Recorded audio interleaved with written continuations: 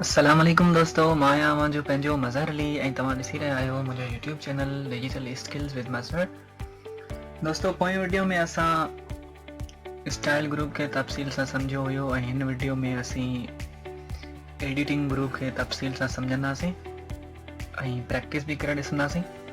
दोस्तों, editing group जेको आहे सो अक्सर जॾहिं असां वटि तमामु घणो डेटा या घणनि सफ़हनि ते मुश्तमिल फाइल हुजे त उन में कंहिं ख़ासि लफ़्ज़ खे ॻोल्हण या बदिलाइण लाइ इस्तेमालु कयो वेंदो आहे। अचो त स्क्रीन ते अची प्रैक्टिकल करे ॾिसो। सभ खां पहिरियां असांखे प्रैक्टिस लाइ कुझु टेक्स्ट घुरिजे। उन लाइ असां वर्ड जो ख़ासि फंक्शन इस्तेमालु कंदासीं। तव्हां टाइप करियो equal two RAND shift 9 shift 0 ऐं इंटर दबायो। तव्हांजे साम्हूं कुछ पैराग्राफ अची विया आहिनि। हाणे असां उन्हनि ते एडिटिंग टूल्स अप्लाई कंदासीं। एडिटिंग ग्रुप जो सब खां पहिरियों जेको ऑप्शन आहे उहो आहे फाइंड। उनखे तव्हां हिते अची सिलेक्ट कंदव। तव्हांजे अॻियां ही हिकिड़ो पैनल अची वेंदो, नेविगेशन पेन, ऐं हिन जी शॉर्टकट की आहे जेका उहा आहे कंट्रोल F। कीबोर्ड में वञी कंट्रोल F क्लिक कंदव त तव्हांजे अॻियां इहो साॻियो ई नेविगेशन पेन खुली ईंदो। हिन जो कमु इहो हूंदो आहे, जेको बि तव्हां टेक्स्ट में को अहिड़ो वर्ड ॻोल्हणु चाहियो, कहिड़ो ख़ासि नालो आहे जेको तव्हां चओ था त मां सॼे टेक्स्ट मां हिते लिखां ऐं मुंहिंजे अॻियां उहो ज़ाहिर थी वञे, त उहो कमु हिते थींदो आहे। हिते मिसाल जे तौर ते मां चाहियां थो जेको बि टेक्स्ट आहे हिन में वर्ड लफ़्ज़ जेतिरा दफ़ा बि यूज़ थियल आहे उहो हाईलाइट थी वञे, त मां हिते नेविगेशन पेन में WORD वर्ड लिखंदुसि। जिते जिते मुंहिंजे टेक्स्ट में वर्ड यूज़ थियल आहे उहो वर्ड हिते हाईलाइट थी वेंदो। ईअं ई इन खां अलावा जेको बि मूंखे लफ़्ज़ ॻोल्हणो हुजे उहो हिते मां लिखंदुसि त हिते वर्ड उनखे हाईलाइट कंदो।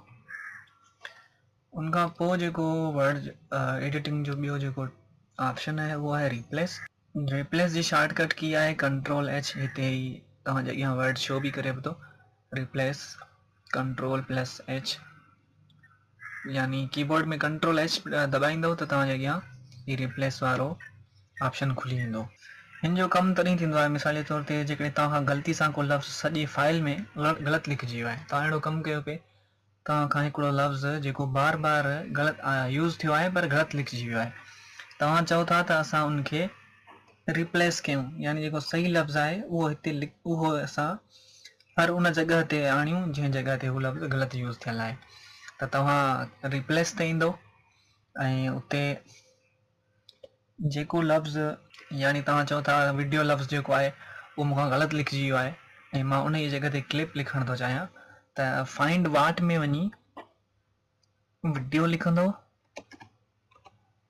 ऐं हीअ जेको हेठियों ऑप्शन आहे रिप्लेस विद, हिते तव्हां वरी वीडियो जी जॻह ते क्लिप लिखणु चाहियो था, मिसाल तौरु त क्लिप लिखंदव, रिप्लेस आल ते क्लिक करे ओके कंदव।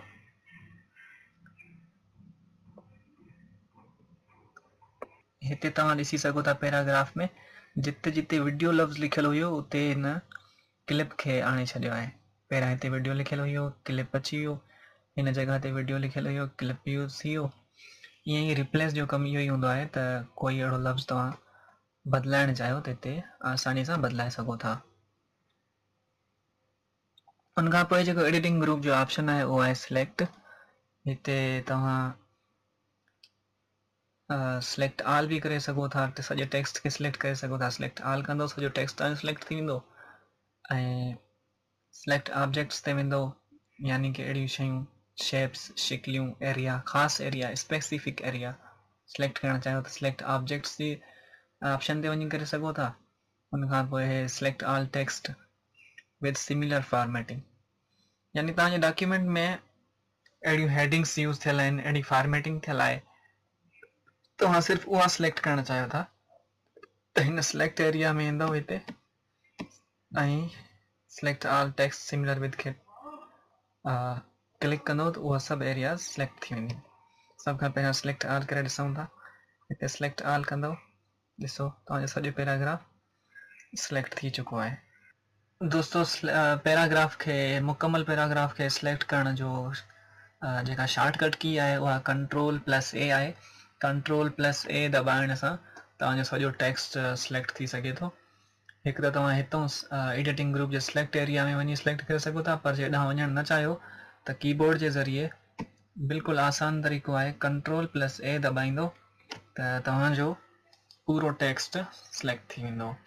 उनखां अलावा जेको मूं ही तव्हांखे हिते ऑब्जेक्ट्स ऐं फॉर्मेटिंग वारा ही जेके ऑप्शन तव्हां सां शेयर कया, त ऑब्जेक्ट्स ते सिलेक्ट तॾहिं थी सघंदा जॾहिं तव्हांजे टेक्स्ट में कुझु शयूं या कुझु तस्वीरूं ऐड थियल हुजनि, कुझु फोटोज़। त सिलेक्ट ऑब्जेक्ट्स ते वेंदो त तव्हांजे उहे सभु ऑब्जेक्ट्स तव्हां सिलेक्ट ऑब्जेक्ट्स जे ज़रिए सिलेक्ट करे सघो था। ऐं जेकॾहिं फॉर्मेटिंग थियल हूंदी, जीअं मूं तव्हां सां शेयर कयो हेडिंग्स या कुझु ॿियूं अहिड़ियूं फॉर्मेटिंग थियल आहे, यूज़ थियल आहे, त उहा हिन ज़रिए यूज़ थी सघे थी। त दोस्तो ही हुयो असांजे हिन MS वर्ड जे होम टैब जो मुकम्मल तारीफ़। पोयनि वीडियोज़ में मां तव्हां सां हिननि ग्रुप्स जे बारे में बि तफ़सील सां ॻाल्हाए चुको आहियां, क्लिपबोर्ड, फॉन्ट, पैराग्राफ ऐं स्टाइल्स जे बारे में। ऐं अॼु असां हिन एडिटिंग ग्रुप खे सम्झो। उम्मीद आहे तव्हांखे ही वीडियो पसंदि आई हूंदी।